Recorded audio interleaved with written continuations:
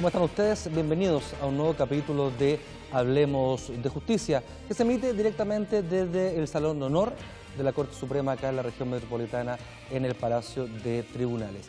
¿Qué busca este programa? Que en los próximos 20 minutos, 25 minutos, conversemos con diferentes autoridades del derecho para poder dialogar sobre aspectos que son relevantes para la vida diaria de los chilenos. La libertad, la autonomía, que duda cabe, es de los sistemas más perfectos de vida de la sociedad moderna, pero esto no significa que uno tenga una libertad ilimitada, porque siempre, en todo momento, va a estar nuestra libertad chocando o condicionando la libertad de otra persona.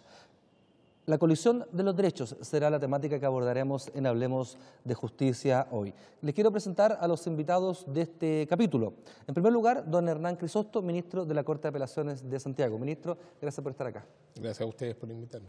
Y también don Enrique Navarro, profesor de Derecho Constitucional de la Universidad de Chile. Profesor, lo mismo. Muchas gracias por la invitación. Los quiero invitar a ver una nota introductoria para luego comenzar la conversación. La vida, la salud y la libertad personal son derechos que forman parte de una larga lista de garantías contenidas en la Constitución política, pero es común que la vida en sociedad condicione ciertas situaciones donde uno o más derechos entran en pugna. El Estado debe garantizar el desarrollo de las personas, una responsabilidad que puede chocar frente a la libre decisión de cada ser humano, un dilema que surge en casos como el derecho a la privacidad de autoridades públicas, seguridad de los comerciantes durante las marchas aprobadas por la Intendencia o la motivación de un grupo de padres para evitar que sus hijas sean vacunadas contra el papiloma humano. ¿Cuál es el límite del Estado a la hora de imponer políticas públicas y aprobar ciertas conductas? No creo que el Estado deba obligar. Pienso que esa decisión es individual, pero adecuadamente informado.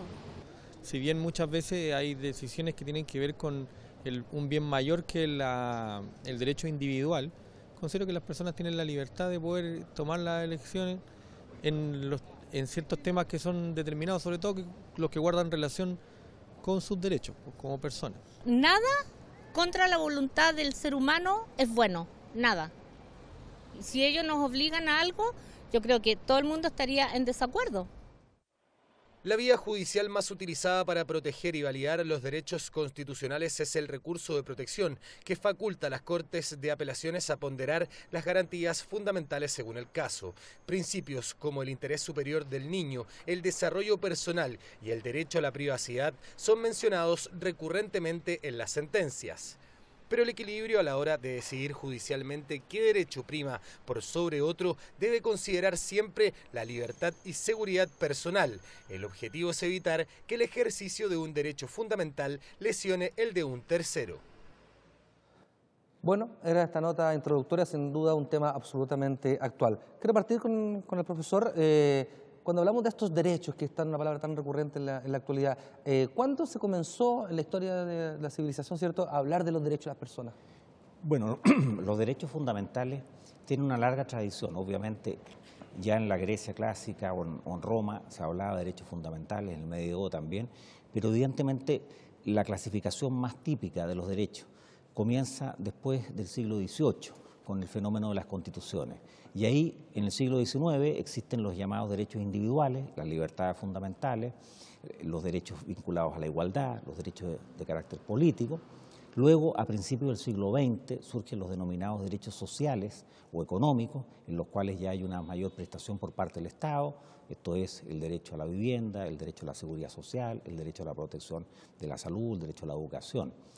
Se denominan derechos de segunda generación. Y después de la Segunda Guerra, incluso, en el último tiempo se habla de los derechos de tercera generación que se han ido desarrollando, por ejemplo, el derecho a vivir un medio ambiente libre de contaminación, entre otros. O sea, ha tenido una larga evolución desde la época, digamos, clásica, pero que en las constituciones se ha ido consagrando y asegurando en todos los países de manera mucho más fuerte y evolutiva en los últimos años, en las últimas décadas.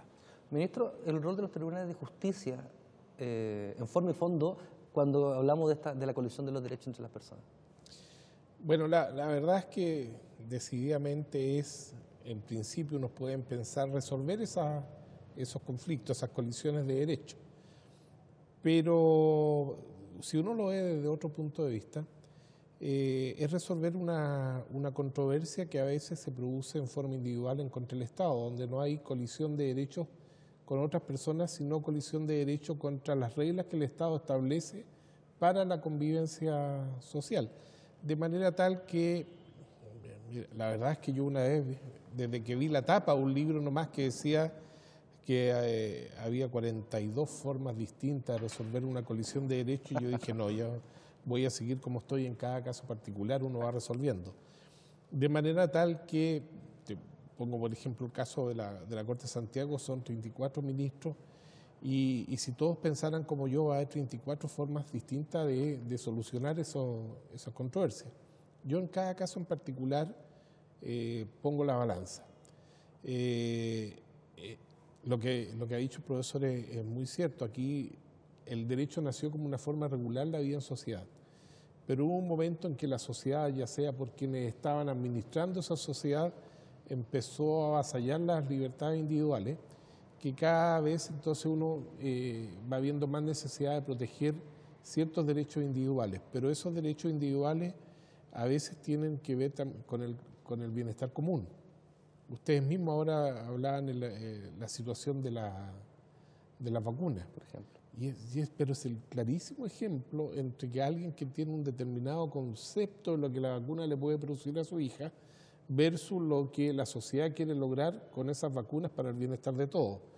¿En qué momento la libertad de uno para decidir puede obligar a todo el resto a someterse al riesgo de que una persona que no ha sido vacunada pueda a futuro mantener o introducir una enfermedad que ya había sido erradicada? Eso es lo que uno tiene que resolver, pero en cada caso en particular. Le hago la misma pregunta. Libertades individuales, ¿cierto?, contra grupales, contra beneficios que podría tener una política pública con un grupo masivo de ciudadanos. ¿Qué opina usted de este Claro, fenómeno? lo que pasa es que, como bien dice el ministro, aquí normalmente se produce conflicto. En los derechos individuales, típicamente, el rol del Estado era más bien de abstención, o sea, en la libertad de movimiento yo no intervengo. En las libertades públicas, en general, es un rol pasivo. En los derechos de carácter más social, el Estado tiene un rol más activo, digamos, o por lo menos va en carácter subsidiario. Entonces, ¿qué es lo que ocurre? Muchos de estos conflictos se van produciendo porque se entrecruzan distintos intereses. Por ejemplo, ¿cómo puede resolverse un conflicto entre la libertad de conciencia, lo que una persona piensa o cree, versus el derecho a la protección de la salud o incluso la vida? En Chile hemos tenido algunas formas de resolver que no necesariamente son idénticas a las del derecho comparado. O, típicamente, ¿cómo resuelvo yo un conflicto entre la libertad de información versus temas de privacidad? Cuando un tema es de interés para todas las personas, para la comunidad, de manera que incluso un asunto que aparentemente pueda ser más de carácter secreto o reservado, digamos, pueda tener relevancia en su información. Entonces, son varios los casos que normalmente van encontrándose en colisión. Por ejemplo, en el caso del derecho a vivir un medio ambiente libre de contaminación. En ese caso específico, la Constitución política permite que una ley establezca restricciones a otros derechos para tutelar ese derecho. Ahí hay un caso bien especial. Y entonces, la propia libertad de movimiento, la libertad de traslación, en fin, se ve resguardada con un propósito específico, que es preservar el derecho de todas las personas a vivir, ¿no es cierto?, en un medio ambiente libre de contaminación y en una vida sana y razonable. Sí. Ministro, en el trabajo diario de un ministro de Corte de Apelaciones, ¿qué equilibrios se manejan? ¿Qué factores se contrapesan para determinar uno u otro favor? Sabemos que usted nos decía que son casos puntuales, pero para que la ciudadanía entienda un poquito de este fenómeno. Bueno, hay casos que están expresamente solucionados en la ley, sobre todo en materia penal, digamos. Yeah. Derechamente, en materia penal, uno tiene que apagar la libertad personal de algunas personas, pero, valga la palabra, digamos, pero es porque la ley ha establecido que para la seguridad de la sociedad o para la seguridad de la víctima, en ciertos casos, algunas personas tienen que quedar en prisión preventiva, y también de acuerdo a la gravedad de la pena que se establezca en cada caso particular, esa persona, una vez condenada, a veces va a tener que quedar privada de libertad. Ahí hay un claro caso en que el Estado lo ha resuelto, pero hay otros casos que son la mayoría los que entran a través del recurso de protección, donde uno los va resolviendo estos conflictos de derecho caso a caso, digamos, Y yo no creo en la jerarquización de la ley para resolver eso. Hay muchos que propugnan que a lo mejor podría ser la solución, pero como decía este libro de que habían 42 formas, la verdad es que yo no creo en una forma sacramental, yo creo en el balance caso a caso. Y no hay a veces realmente un conflicto de derecho. A veces se trata de que hay arbitrariedad en la forma en que se le está respetando a una persona un derecho, y uno lo que tiene que resolver es si se está amagando en forma arbitraria ese derecho. ¿Cómo podría ser un ejemplo más o menos práctico, ministro? Hay varios casos. Por ejemplo, nos llegan muchas personas que, invocando su derecho a la vida, invocan que el Estado le tiene que proporcionar determinados medicamentos sí o sí.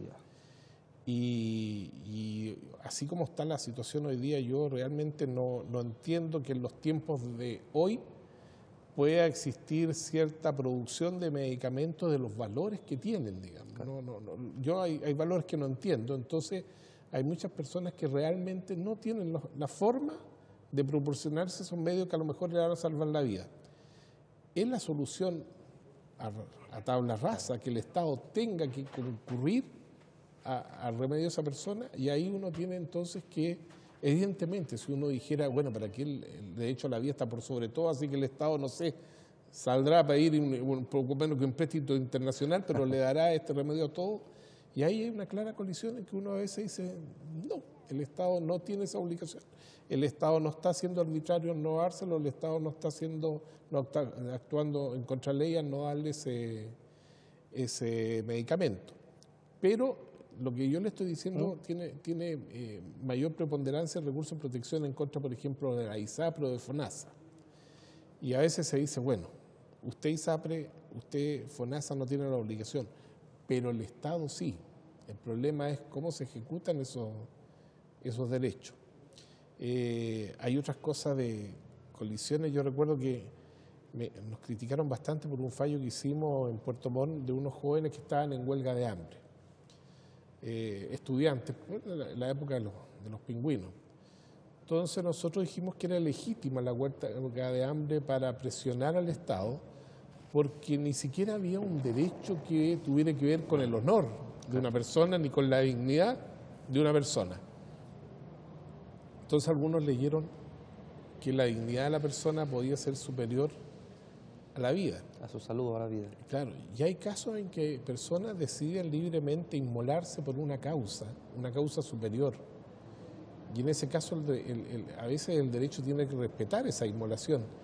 Distinto es hacerlo, digamos, en forma arbitraria, en contra del Estado, para lograr que el Estado, qué sé yo, dicte una determinada ley, para que termine con la municipalización de la enseñanza, etcétera. Eso nosotros consideramos que no era legítimo arriesgar la vida.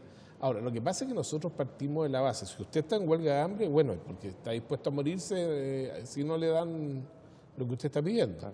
Todos dicen, no, pero si esta huelga de hambre van a durar 10 días, 20 días, ¿para qué fueron tan exagerados decirle, oye, si usted estuviese en otra situación? Entonces hay situaciones en que el derecho a la vida no es el bien superior, ¿ya? Y hay otros dicen, no, si vamos a jerarquizar, hay un bien superior por sobre absoluto, todo lo más, que es el derecho a la vida, que sacamos con todos los demás derechos.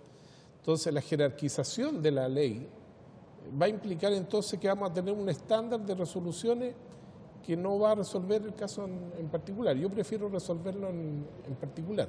No sé si es el mejor ejemplo que hay, pero hay miles de ejemplos donde sucede esta situación. Estoy poniendo un extremo, digamos, el derecho a la vida versus otras situaciones. Sí. Profesor, el ministro habla de este libro, de las 42 formas de fallar un recurso, y también usted en la respuesta anterior hablaba de que la legislación comparada o la práctica en ciertos otros países funciona de otra forma. ¿Qué ejemplo nos podría dar de cómo se solucionan estos conflictos en otros países y acá en Chile? Este ejemplo es muy interesante porque el que se señalaba, las huelgas de hambre, hubo casos en los años 80, ¿no?, donde se le otorgó auxilio médico aún contra la voluntad del huelguista, el caso en Chile, en la Corte de Santiago, mientras que en los tribunales americanos se le da más prioridad a la convicción que puede tener una persona o incluso su opinión, digamos. Entonces, un tema que es absolutamente muy parecido, digamos, en un país se resuelve de una manera versus otro. En los temas de transfusiones sanguíneas, también en Estados Unidos se le da preferencia normalmente a la conciencia. En cambio acá hubo casos en donde contra la voluntad se le dio auxilio. Yo estoy muy de acuerdo también en que estos temas hay que resolverlos de manera casuística. Yo no creo que la Constitución establezca un orden jerarquizado de derechos. Hay conflictos y en esos conflictos tiene que resolverse caso a caso, ponderando, analizando y además determinando qué es lo más razonable en el asunto en concreto, más que haya una regla de carácter general o una supuesta jerarquía de derechos. Sí. Ministro, en la casuística dice usted, cuando yo me siento vulnerado en mis derechos, tanto por un privado como por el Estado, ¿cuáles son los recursos, la herramienta que puede tener un ciudadano para ello? ¿Tiene que acceder al Poder Judicial, a otro tribunal, por ejemplo, el Tribunal Constitucional? No sé, ¿cómo funciona la práctica? Bueno, ahí entramos, digamos, en la forma en que solucionan todos estos conflictos dentro de la sociedad. Lo que la ley tiende es que sea la autotutela, ¿ya? Y al proscribirle a las personas la autotutela, es obligación del Estado ponerle a su disposición un sistema de solución de controversias que sea legítimo, que sea aceptado por esa persona y que esté dispuesto a cumplir lo que se va a resolver. Porque si no está dispuesto a cumplir lo que se va a resolver, entonces... Y en ese aspecto es cuando nosotros tenemos que ser lo más justo posible, ¿ya? Y eso se puede dar a través de un recurso de protección que da ciertas libertades para resolver la forma de apreciar los hechos. Pero hay otros sistemas u otras formas de solución de conflictos que son un poquito más digamos, estructuradas. Hay un determinado procedimiento, hay que cumplir ese procedimiento y para llegar a la meta, que es una sentencia que resuelva la situación, hay que seguir un determinado procedimiento, penal, civil, laboral, de familia, etcétera.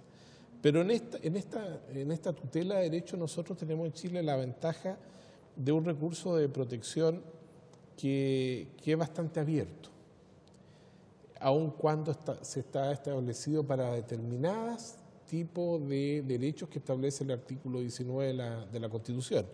Y ahí algunos quieren ver una especie de jerarquización, como decir, mira, hay unos que están tutelados por el recurso de protección y otros que no. Yo no lo veo de esta manera, digamos. El recurso de protección es importante como una forma de solucionar esta controversia, pero tiene un determinado problema. El determinado problema es la obligatoriedad de la sentencia que se dicte. En el recurso de protección, más bien, cuando se dicta una sentencia con autoridad pública, uno tiene una forma de ejecutar esa sentencia que puede ser eficaz. Pero cuando es un recurso de protección en contra de otro particular, hemos visto múltiples casos en que simplemente la sentencia no se cumple, ¿ya? Y eso, por ejemplo, en el sur, los casos en que se ordenaba la apertura de un camino, una servidumbre, había casos en que simplemente no la abrían nomás. ¿Y qué herramientas tiene la justicia como para obligar? Quedaba entregada la voluntad del Ministerio Público si quería seguir un proceso penal por desacato, digamos. Pero si no, nada más tenía que ir entonces un proceso civil, del autoconocimiento, y por tanto la necesidad de cautela inmediata quedaba... Yo recuerdo un caso concreto, un señor que pescó la servidumbre de tránsito, no dejó pasar más al vecino y plantó papas. Claro. Y no reabrió el camino hasta que sembró las papas, punto. ¿No? Entonces a lo más uno le puede aplicar una multa que desgraciadamente, y hay que decirlo, nadie se preocupa de cobrar, porque los tribunales ofician a tesorería para que las cobre y nunca más sabemos si se cobró la multa o no se cobró la multa. Claro. Profesor, ya lo decía el ministro Crisosto, ¿hay derechos que sean más importantes que otros? Usted hablaba de la primera generación, segunda, incluso tercera. ¿Tienen rango constitucional distinto? ¿Están incluidas alguna norma? No sé, ¿cómo uno podría entenderlo, no desde el punto de vista de la autoridad judicial, sino del ciudadano que puede creer que está vulnerado su derecho? No, obviamente todos los derechos tienen la misma relevancia, la misma importancia. Ahora, ¿qué es lo que ocurre? Que efectivamente hay algunos derechos, los derechos de contenido social, el derecho a la educación, el derecho a la protección a la salud, que no están tutelados con el recurso de protección. Sin embargo, los tribunales, y eso ha sido una solución no solamente en Chile, sino en el derecho comparado, han recurrido por vía indirecta a otros derechos fundamentales, a la igualdad ante la ley o al derecho a propiedad. Entonces, frente, por ejemplo, a expulsiones injustificadas de alumnos o a temas vinculados a la salud, normalmente todos los temas de ISAPRE, ¿no es cierto?, que llevan muchos años, se resuelven por igualdad ante la ley, una forma de discriminación arbitraria o derechamente vinculados a propiedad. Entonces, en ese sentido, hoy día todos los derechos tienen un rol esencial e incluso temas hasta el debido proceso, que en teoría no están parados con el recurso de protección, al sí están las comisiones especiales, digamos, por ahí también las Cortes han restablecido situaciones injustas. El tema de la arbitrariedad, como se planteaba, es muy importante. La autoridad normalmente, cuando dicta actos y son abusivos, no son motivados, hay un tema de arbitrariedad. Entonces también hay muchas formas de ir resolviendo el conflicto sin que suponga falta de tutela, y eso es muy importante precisamente este año que estamos incluso celebrando los 40 años del recurso de protección. 40 años que pueden tener algún tipo de evolución en el tiempo asociado a cómo se implementa, profesor. Sí, porque yo creo que ¿cuáles son estos desafíos que... Claro, en una primera etapa había una mirada un poco pasiva. En general los tribunales acogían pocos casos, estaban recién conociendo, hasta que yo creo que con el avance de los tiempos, digamos, yo diría en los últimos años, las últimas décadas, los tribunales han tomado más conciencia del rol y la importancia, precisamente porque la protección es restablecer el imperio del derecho, independiente, como se decía, los temas del alto conocimiento o las indemnizaciones que yo pueda perseguir. Y efectivamente, uno de los inconvenientes, claro, si es un acto contra una autoridad, yo puedo aplicarle sanciones, multa, incluso suspensión en el autoacordado, pero contra un particular está en una situación más compleja.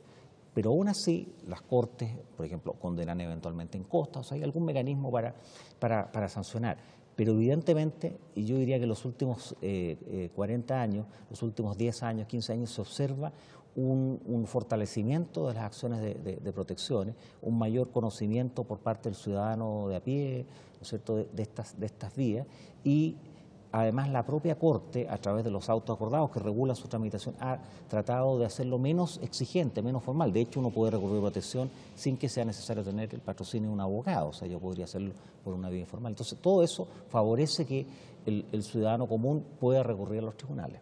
Ministro, en la práctica, ¿es posible que un ciudadano normal, sin abogado, etcétera, pueda llegar hasta una corte de apelaciones para...? Sí.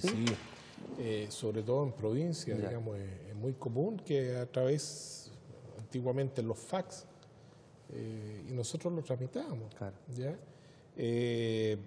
A la gente le es un poquito más difícil ubicar el mail de la corte o algo así para mandar por mail, digamos, pero a nosotros nos llegaba mucho, sobre todo en Puerto Montt, por fax. Y lo que decía el profesor es muy importante también en otro tipo de cosas. Por ejemplo, yo había estado muchos años en Iquique y allá no habían problemas del linde, que me corrió el cerco.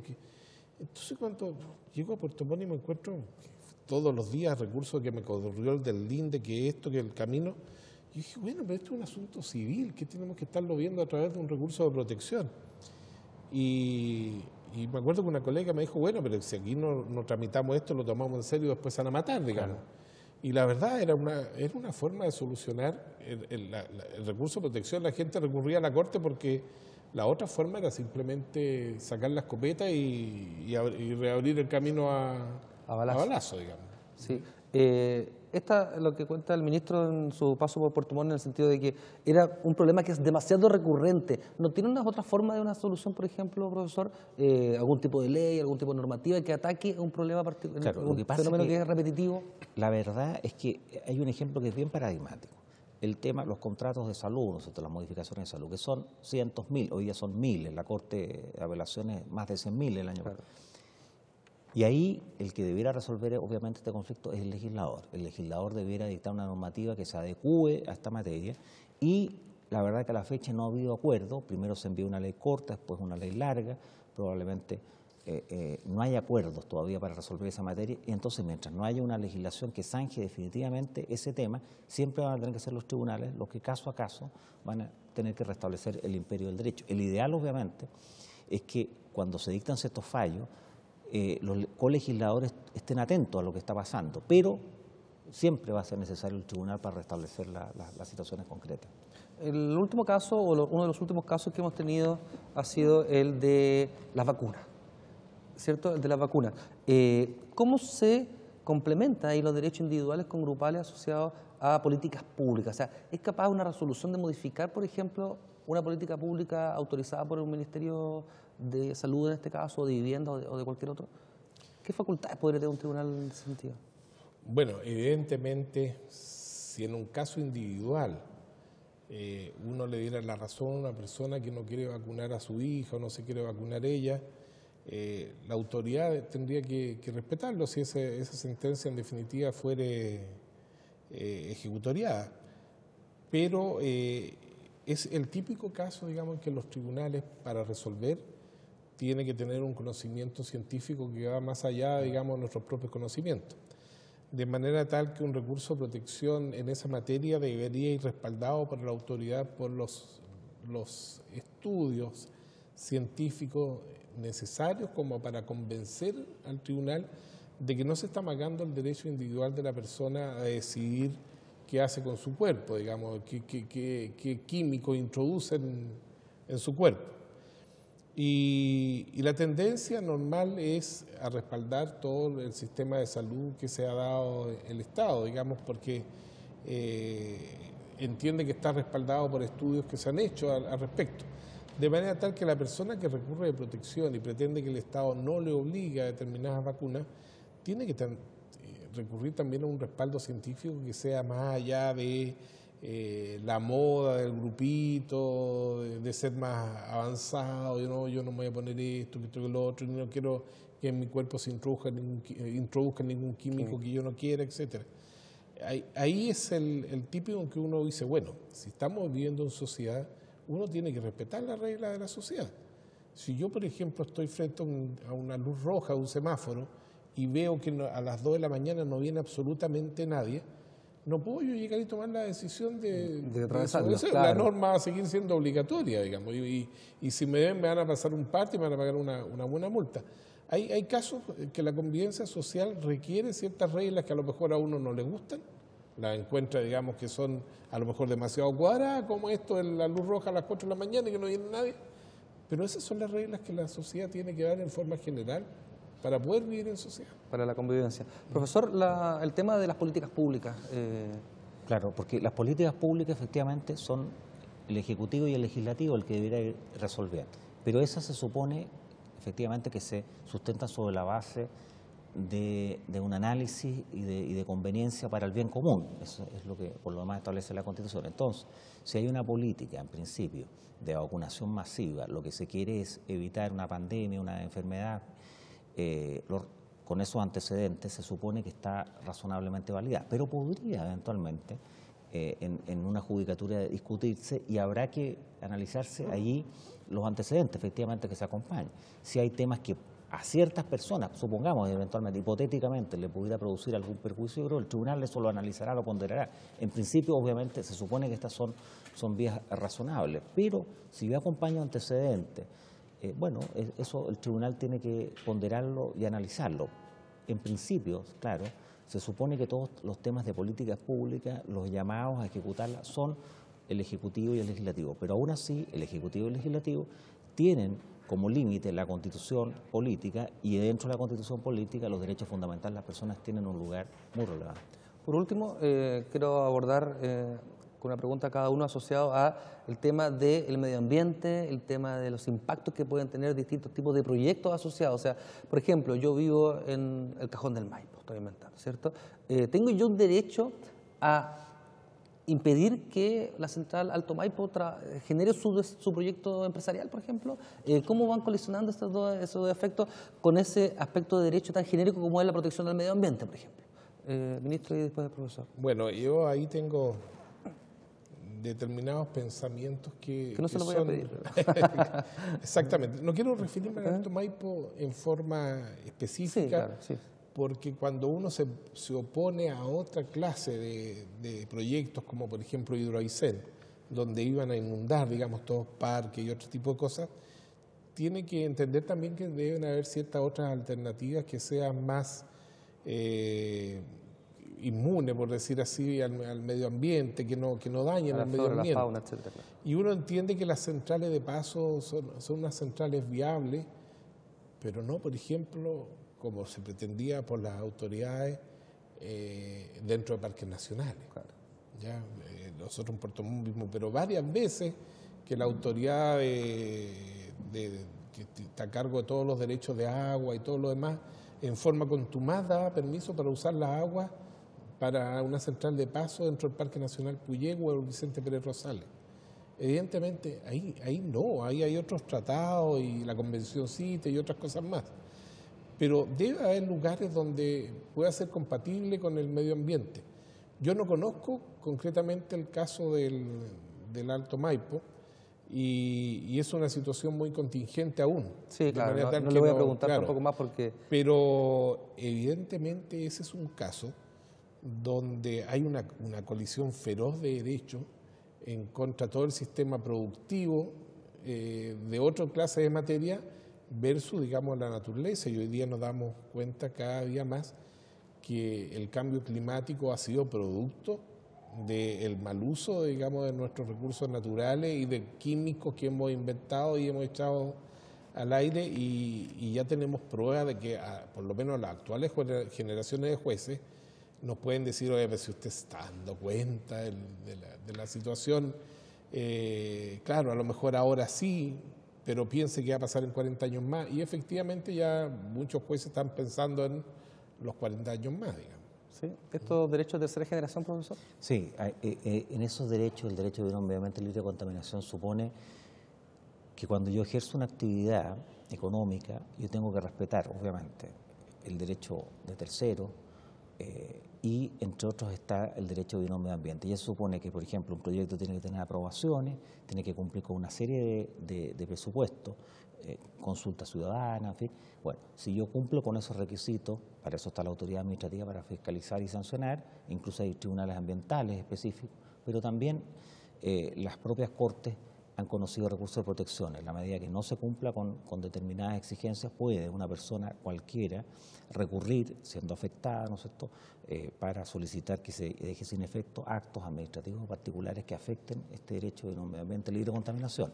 En consecuencia, también tiene una importancia relevante y ha habido importante jurisprudencia que ha establecido restricciones e incluso ha dejado sin efecto algunos proyectos, o por lo menos ha establecido que deben cumplir una serie de presupuestos. Muy bien. Don Hernán Crisóstomo, ministro de la Corte de Apelaciones de Santiago, y también don Enrique Navarro, profesor constitucionalista. Muchas gracias a ambos por estar en este programa. Muchas gracias. Gracias a ustedes por la invitación. Bueno, y este programa usted ya lo puede ver en el sitio web del canal de televisión del Poder Judicial, www.poderjudicialtv.cl. Por mi parte me despido y nos reencontramos en un próximo capítulo. Hasta pronto.